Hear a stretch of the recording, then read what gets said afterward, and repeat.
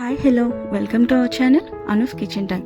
ఇవాళ గుత్తి వంకాయతో మరో కొత్త రెసిపీ. గుత్తి వంకాయతో ఎన్ని వెరైటీస్ చేసినా అంత కమ్మగా ఉంటుంది. ఇలా కూడా ఒకసారి ట్రై చేసి చూద్దామా? ముందుగా ప్యాన్ పెట్టుకుని మసాలాకు కావాల్సిన ఇంగ్రీడియంట్స్ అన్నీ డ్రై రోస్ట్ చేసుకుందాం. 3 స్పూన్స్ పల్లీలు, ఒక పావు చెక్క ఎండు కొబ్బరి, 1 స్పూన్ గసగసాలు, 1 స్పూన్ నువ్వులు. వీటన్నిటిని లో ఫ్లేమ్ మీద దోరగా వేయించుకోవాలి. ఇవి కొంచెం వేగిపోయిన తర్వాత 1.5 స్పూన్ ధనియాలు, 1 స్పూన్ జీలకర్ర అవి కూడా యాడ్ చేసుకుని మరోసారి కొంచెం దోరగా వేయించుకుని చల్లార్చుకుని పక్కన పెట్టుకోండి. వీటన్నిటిని మిక్సీ జార్లోకి యాడ్ చేసుకోవాలి. వీటితో పాటుగా అల్లం, పచ్చిమిర్చి, కొంచెం కొత్తిమీర ఇవన్నీ కలిపి మెత్తగా పేస్ట్ లాగా గ్రైండ్ చేసుకుని పక్కన పెట్టుకోండి. అల్లం పచ్చిమిర్చి మన ఘాటుకి సరిపడా వేసుకోవాలి. ఇలా అయిన పేస్ట్ని కొంత భాగం వరకు సపరేట్గా బౌల్లో తీసుకోండి స్టఫింగ్ కోసం. ఇలా బౌల్లో తీసుకున్న పేస్ట్లోకి 1.5 స్పూన్ సాల్ట్, 1 స్పూన్ కారం యాడ్ చేసుకుని మొత్తం కలిసేలాగా కలుపుకోవాలి.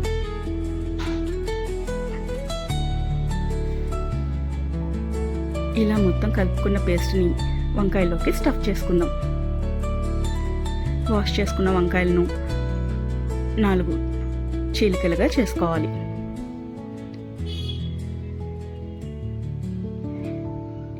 చూపిస్తున్నట్టుగా కట్ చేసుకుని మధ్యలో ఈ పేస్ట్ని స్టఫ్ చేసుకోండి.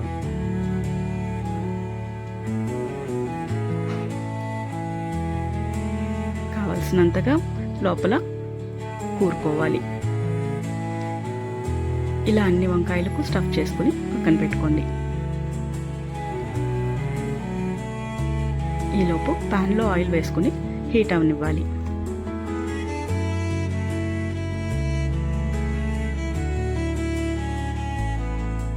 ఈ గుత్తి వంకాయల్లో స్టఫ్ ఎన్ని వెరైటీస్ ఉంటుందంటే ఎన్ని వెరైటీస్ తిన్నా ఇంకా కొత్తగానే ఉంటుంది. దాని టేస్ట్ని మాత్రం ఏది బీట్ చేయలేదు కదా. ఇది కూడా తప్పకుండా ట్రై చేయండి, మీకు డెఫినెట్గా నచ్చుతుంది.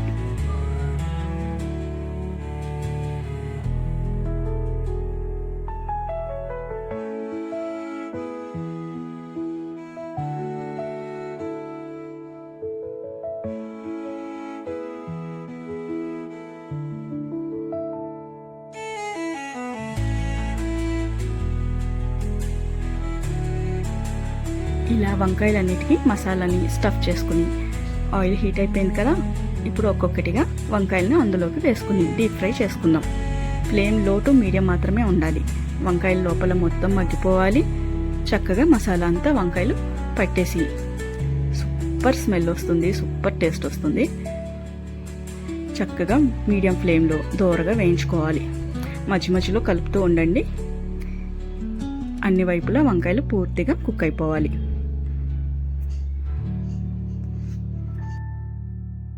ఇలా వంకాయలు పూర్తిగా వేగిపోతాయి. వీటిని సపరేట్గా మరో ప్లేట్లోకి తీసుకోవాలి.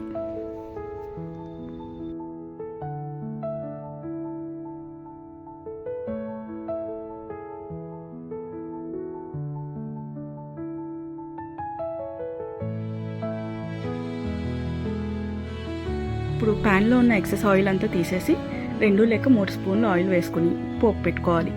పోపు కోసం ఆవాలు, జీలకర్ర, పచ్చిశనగపప్పు 1 స్పూన్ చొప్పున వేసుకుని దోరగా వేయించుకోండి.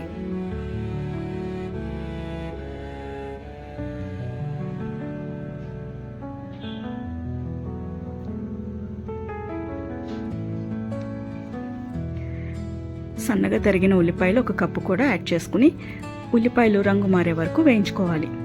దీనికి కొంచెం కరివేపాకును కూడా యాడ్ చేయండి.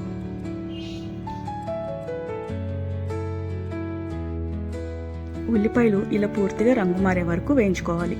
ఇప్పుడు మనం ఫస్ట్ గ్రైండ్ చేసి పెట్టుకున్న పేస్ట్ ఉంది కదా, స్టఫ్ చేయగా మిగిలినది, ఇది ఇందులోకి యాడ్ చేసుకోవాలి. ఇది పచ్చివాసన పోయే వరకు లో ఫ్లేమ్లో వేగనివ్వాలి.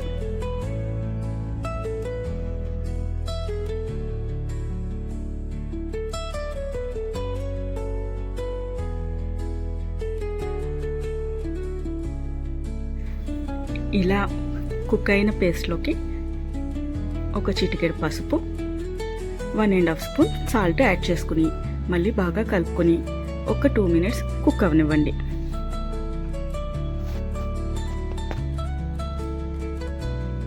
అడుగు పట్టకుండా కలుపుతూ ఉండాలి.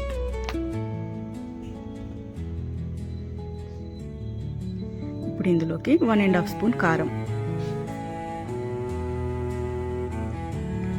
మనకి ఇంకా స్పైసీ కావాలనుకుంటే ఇంకొక 1/2 స్పూన్ ఎక్స్ట్రా వేసుకోండి, కానీ 1.5 స్పూన్ సరిపోతుంది.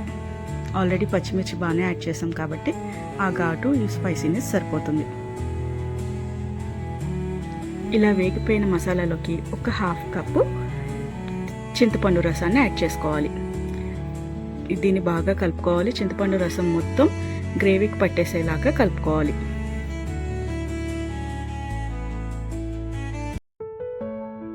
ఇప్పుడు ఇందులోకి గ్రేవీ కన్సిస్టెన్సీ కోసం ఒక 1 గ్లాస్ వాటర్ యాడ్ చేసుకోవాలి. మొత్తం కలిసేలాగా కలుపుకోండి.